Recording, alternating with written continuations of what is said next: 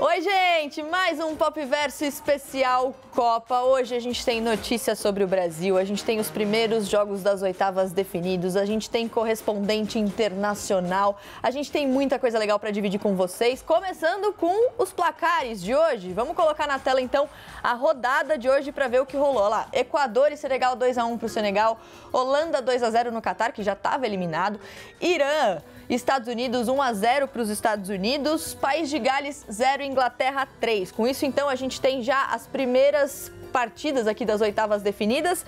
Holanda e Estados Unidos, Inglaterra e Senegal. Ó, sábado e domingo, 12h e 4h. Então coloca na agenda aí, a semana tem muita coisa para acontecer ainda pra gente ver quais são os próximos jogos também. Comigo hoje aqui, dois Marcelos que eu admiro muito, estou muito feliz que vocês estão aqui, Marcelo Hessel, Marcelo Forlani. Muito legal ter vocês aqui, vocês que arranjaram tempo para conversar com a gente numa semana muito corrida, né, de Comic Con. A gente foge da Comic Con, na verdade é ótimo receber convite assim, porque aí os pepinos acontem lá, a gente fica sabendo depois. Vocês o pessoal estão aqui, que se resolva. Eles a gente estão aqui, ó, pleníssimos. Isso você, né? Eu tava olhando o placar, o cruzamento de chaves aí pensando, putz, isso daqui vai ser na hora de tal painel, isso aqui vai ser na hora de tal painel. Eu adoro isso, mas ó, a gente vai falar sobre Comic Con e muito mais, então fica aí que o programa tá só começando.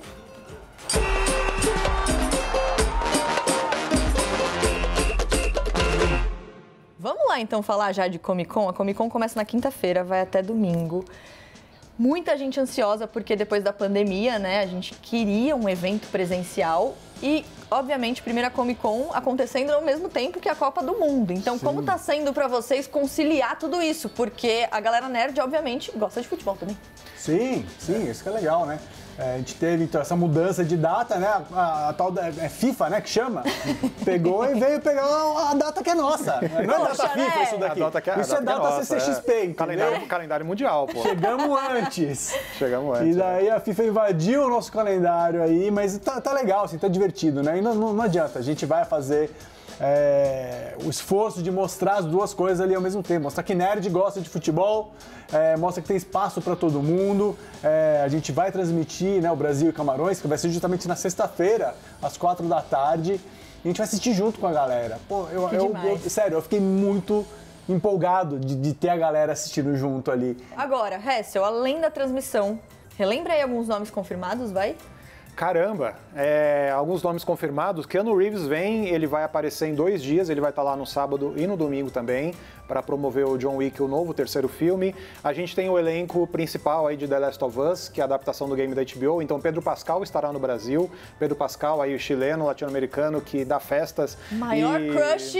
E ele grita e ele pula quando tem demais. eventos assim de quadrinhos e de cultura pop. Então, um grande nome que a gente está esperando ansiosamente. Tem elencos de série de fantasia, tem elenco de série de super-herói, de ficção científica. Tem os grandes nomes aí. E realmente, tem uma galera vindo. E acho que nesse ano a gente está se superando, de verdade. Vai ser demais. Juntar o universo nerd com Copa do Mundo, com futebol. Agora, voltando a falar sobre Copa do Mundo, uma notícia sobre a seleção brasileira. O Alexandro tá fora do jogo contra Camarões. Notícia que a gente vê aí na tela, ó. Fora da partida do Brasil contra Camarões. Ele não vai jogar sexta-feira, o último jogo da fase de grupos, porque ele sofreu uma lesão muscular no quadril. Foi substituído no jogo de ontem. Agora o Brasil tem, então, 3 desfalques para o jogo. Neymar, Danilo e Alexandro. Pelo menos a seleção já está classificada para as oitavas. Então é isso. Tem desfalque, mas depois a gente vê o que acontece. Forlani, eu sei que você é muito do futebol. Então, o que você está avaliando da seleção até agora? Eu gostei do primeiro jogo. Acho que o principal que eu estou gostando muito dessa molecada, né? Você pega, a galera tem 20 e pouquinhos anos, assim, né? O Neymar já é o senhor de idade ali no meio dessa galera. E é uma molecada que tá vindo muito leve. Apesar da responsabilidade que eles estão carregando, eles estão jogando tranquilos. Parece que eles estão naquele sentimento de pelada mesmo, sabe?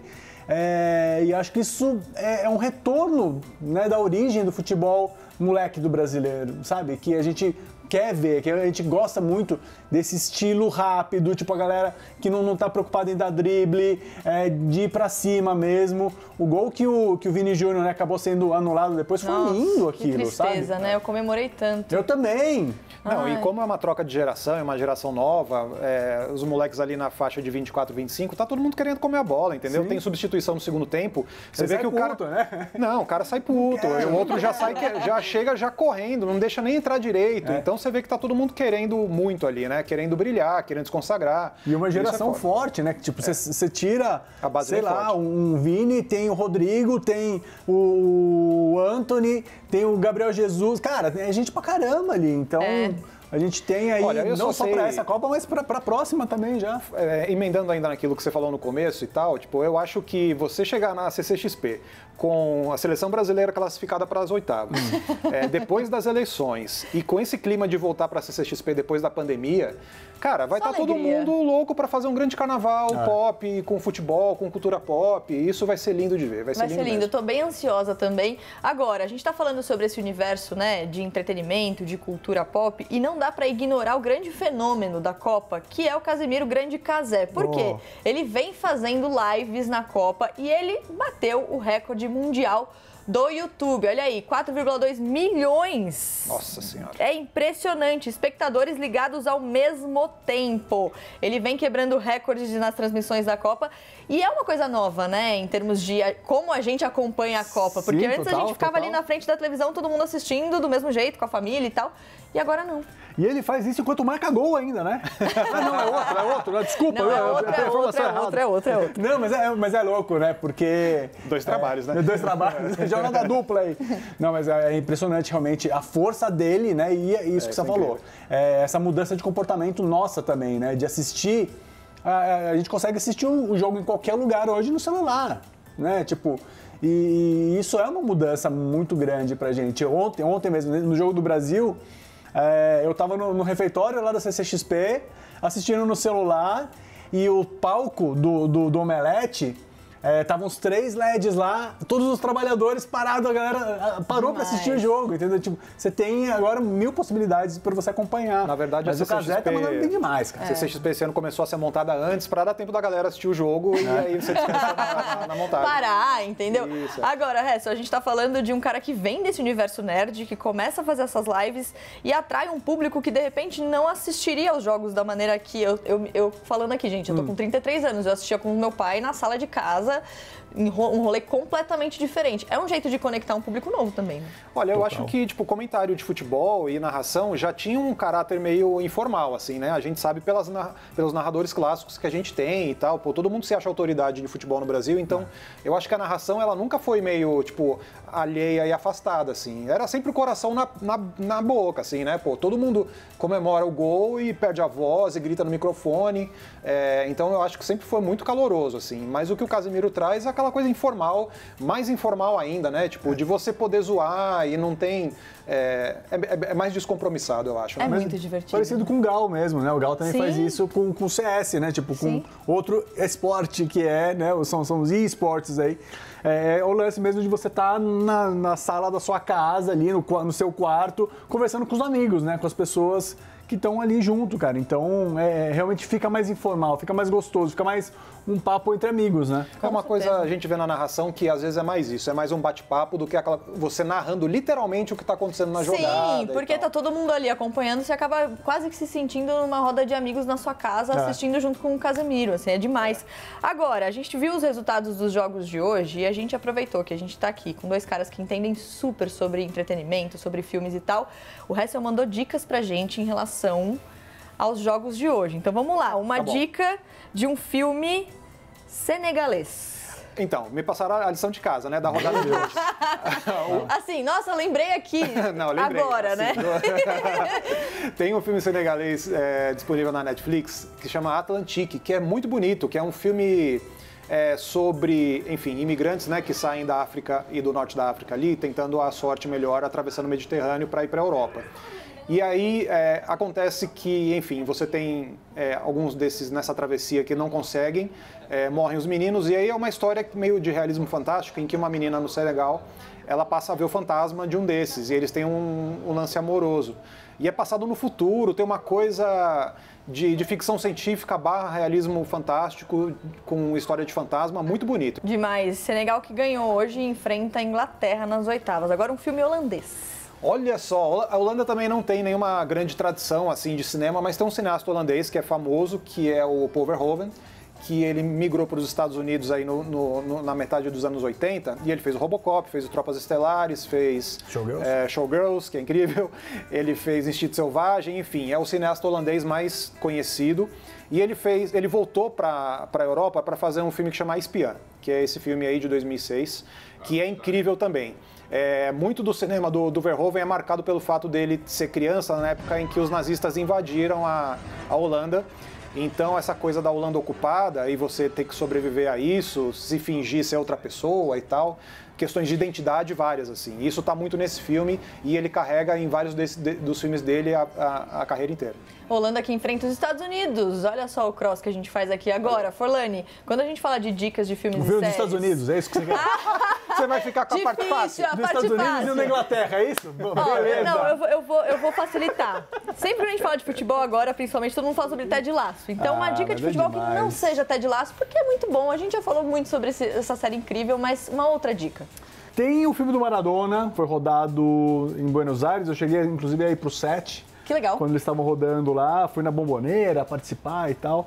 Foi bem legal. Agora, se o Gabigol precisasse de alguém para interpretar ele no cinema, ele chamaria esse cara que você vai conhecer agora, o Jefferson. O Jefferson é o sósia do Gabigol. Ele é inclusive conhecido como o Gabigol da torcida. E a Manu, que é aqui do nosso time, conversou com ele para saber como tudo isso começou e como foi conhecer de fato o Gabigol. Vamos ver.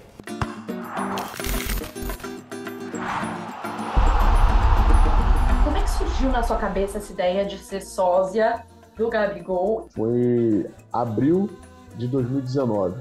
Foi num dos jogos do Flamengo, no Maracanã. A torcida começou a pedir para tirar foto, chamou a atenção do repórter. E eles começaram a brincar, me chamar, apontando, todo mundo rindo lá no campo. Aí na mesma hora viralizou como meme, Gabigol depois da pizza, depois do churrasco, Gabigordo. E você conhece o Gabigol? Já falou com ele? Já tirou foto com ele? Eu não posso dizer que eu conheço, mas sim que eu tive a oportunidade de tirar 2 fotos com ele, como torcedor. Uma eu estava hospedado no mesmo hotel que ele lá em Brasília, e a outra foi quando teve a entrega da bola de prata em São Paulo. E já chegaram pra você e falaram assim, e aí, Gabigol? E aí você finge que é o Gabigol ou você fala, sou o sósia do Gabigol? Já aconteceu, e também tem pessoas que não dá nem pra falar, porque elas vêm tão emocionadas, achando que é. Aí eu fico até com medo de falar e apanhar. Teve um jornal português que falou dele, na contratação dele pro Flamengo, né? E na hora de botar a foto dele, colocou a minha. O que representa pra você ter se tornado um influenciador do mundo da bola? Eu nunca esperava que eu ia me tornar influenciador e nem que ia ter esse sucesso todo. E mais ainda agora, pelo meu trabalho, não só pelo fato de parecer com o Gabriel. A pessoa chegar pra mim e falar, pô, Gabigol da torcida, eu curto muito teu vídeo. E eu fico muito feliz com isso. Tem gente que chega, pô, tu cobra pra tirar foto? Eu falei, pô, já ganhei, pô. O teu sorriso. Isso pra mim é muito gratificante.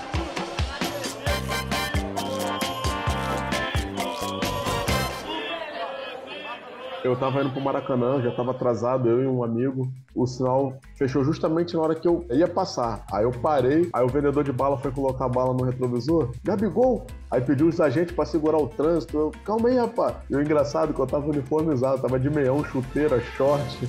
Vini Júnior. Gabriel Jesus. Danilo. Neymar. Eu que vou entrar no lugar dele. Pode isso, Arnaldo. A torcida, passando pra mandar um forte abraço e agradecer pelo carinho, pela oportunidade, tá bom? Ó, beijo, valeu, Marito, tamo junto.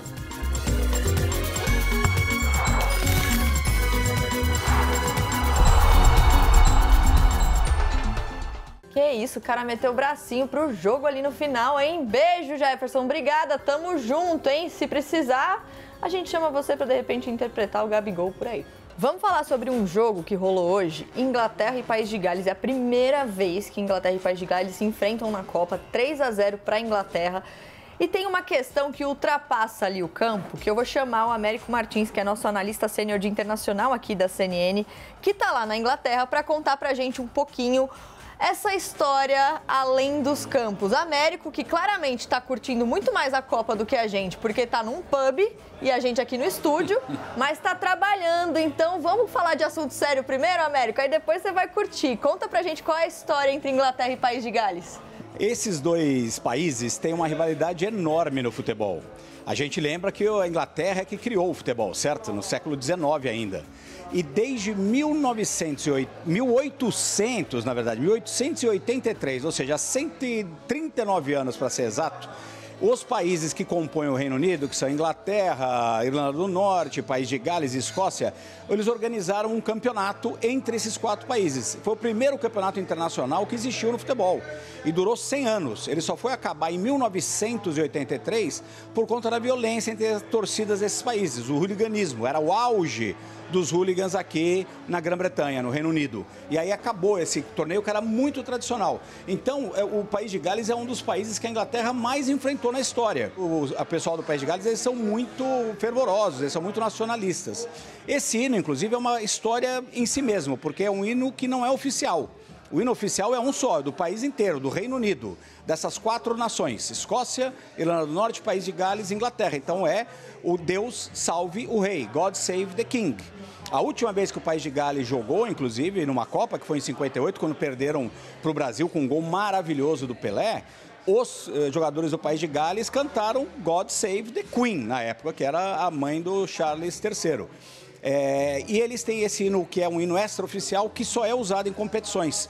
E eles têm muito orgulho disso. Mas, no final das contas, hoje em campo, eles mostraram que são muito mais fracos. Uma outra curiosidade: dos 26 jogadores que foram convocados pelo País de Gales, 21 jogam em times que disputam o campeonato inglês. Inclusive, 5 deles são do País de Gales, porque o País de Gales não tem um campeonato digno do nome, vamos dizer assim.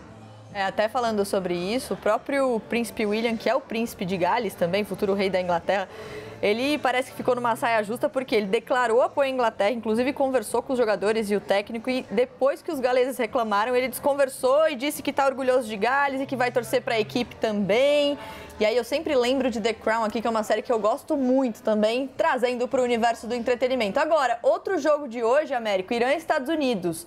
Também dá para a gente discutir aqui um contexto ali, uma rivalidade entre esses dois países, né? É enorme, né? São 2 países que a gente pode dizer que são inimigos. Eles não têm relações diplomáticas desde 1980. Em 79, no ano da Revolução Islâmica no Irã, vários militantes invadiram a embaixada americana e 55 americanos ficaram presos lá por quase 2 anos. A partir dali, tudo degringolou. Hoje, o Irã quer construir uma bomba atômica, os Estados Unidos é contra. São grandes rivais na geopolítica mundial e também rivais em campo. Eles já tinham jogado uma vez. Em 98, na Copa da França, naquela ocasião, o Irã ganhou de 2-1, os 2 acabaram eliminados. Hoje, os Estados Unidos deu mais sorte, eliminou o Irã e foi classificado. E foi tudo muito complexo, o jogo muito politizado. Tinha uma outra coisa, Mari, que a CNN Internacional revelou, que os agentes secretos do serviço secreto iraniano, do governo iraniano, eles pressionaram muito os jogadores do Irã, porque, se você lembra, no primeiro jogo, eles não cantaram o hino do país, porque eles estavam aderindo aí aos protestos das mulheres no Irã, que são muito discriminadas. Há 2 meses que estão rolando esses protestos, e para mostrar solidariedade, eles ficaram mudos enquanto rolava o hino do próprio país. Obviamente, os mulás iranianos não gostaram nada, deram uma prensa geral neles e na família deles.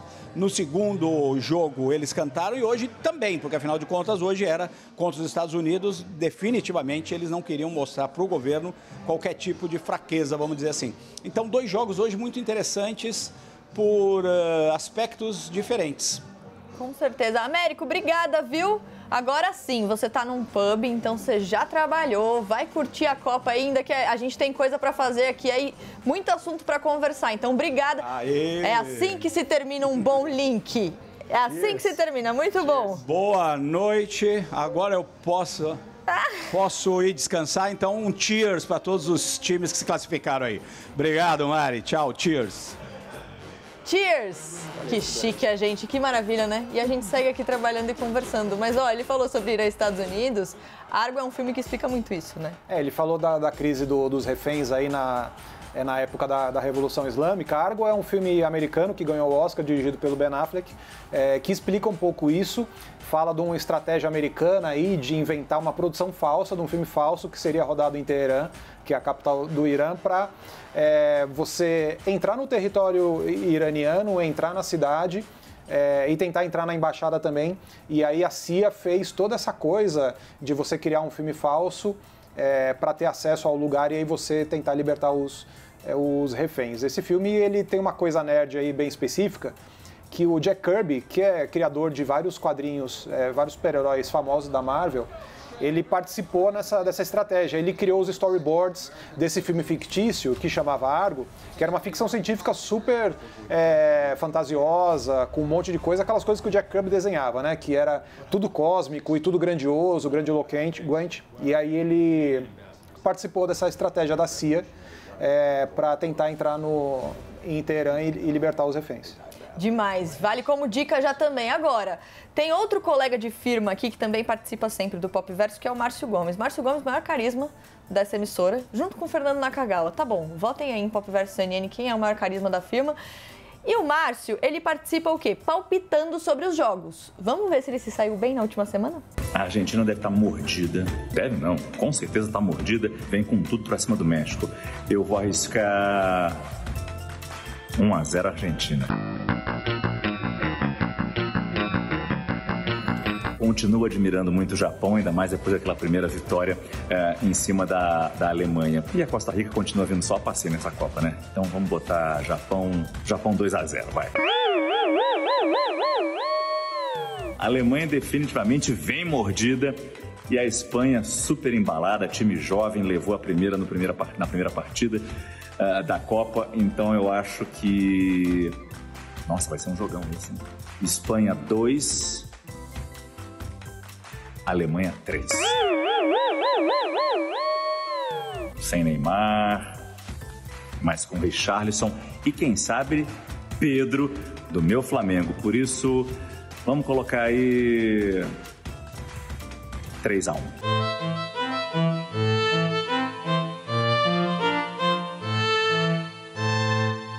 Saiu hoje uma pesquisa que analisa o comportamento geek, a pesquisa Geek Power 2022. E aí a gente separou aqui algumas coisas para mostrar para vocês e para conversar com o Hessel e com o Forlani também. Vamos ver aí na tela.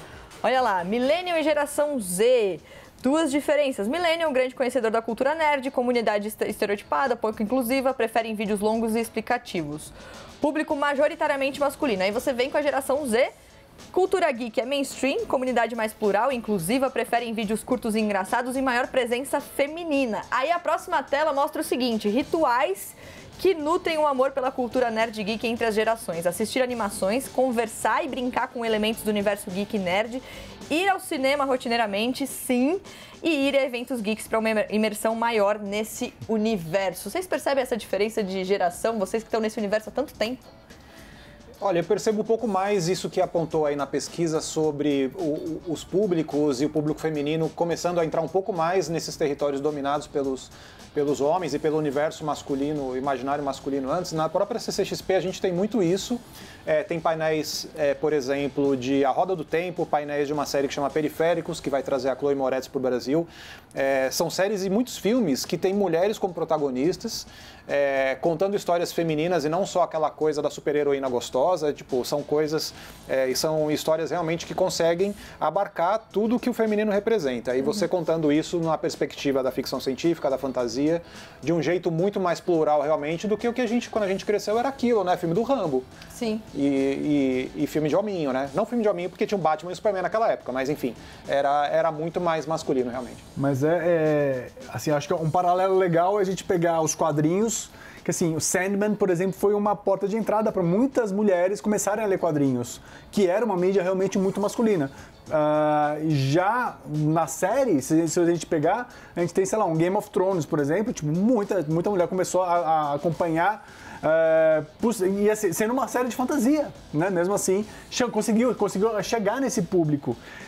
Então é bem interessante esse movimento que está tendo mesmo no mercado. Quando eu falei no começo dos astros que vão vir e tal, lógico, eu puxei pelos nomes que a gente, que todo mundo curte e tal, o Nicolas Cage, o Pedro Pascal, mas se você for pegar a representatividade, essa questão das séries, poxa, tem a Jenna, que é a protagonista da Wandinha, que agora tá na Netflix, tá um fenômeno.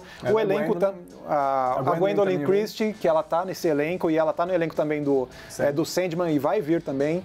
Então você tem um monte de mulher aí que realmente tá botando pra quebrar no streaming, no cinema, e isso a gente vai acabar vendo na CCXP também. Além desses grandes nomes confirmados, tem transmissão do Jogo do Brasil e muito mais. Comic Con, que começa então na quinta-feira, vai até domingo. É a maior Comic Con do mundo, vocês estão esperando 300 mil pessoas. Eu imagino aqui o frio na barriga depois de anos de pandemia, infelizmente, o evento volta a ser presencial. Então, agora a gente vai encerrando o Pop Verso e eu já vou liberando vocês, porque eu sei que vocês têm muito trabalho. Então eu queria que vocês convidassem a galera para acompanhar a CCXP. Bom, vamos lá então, de 1 a 4 de dezembro no São Paulo Expo. Espero todos vocês lá, porque a CCXP a gente faz uma parte, né? A gente programa, a gente tá lá para entrevistar as pessoas, inclusive você vai estar lá, né? Eu vou estar lá também, eu e o resto. É isso aí. Tamo junto. Mas assim, a outra parte da engrenagem é a galera que vai lá, né? O público, o ambiente que a gente tem na CCXP, eu costumo falar isso muito assim, é um ambiente muito gostoso, assim, as pessoas que estão lá gostam, né, dessa popice toda que a gente tem aqui, que você fala todos os dias.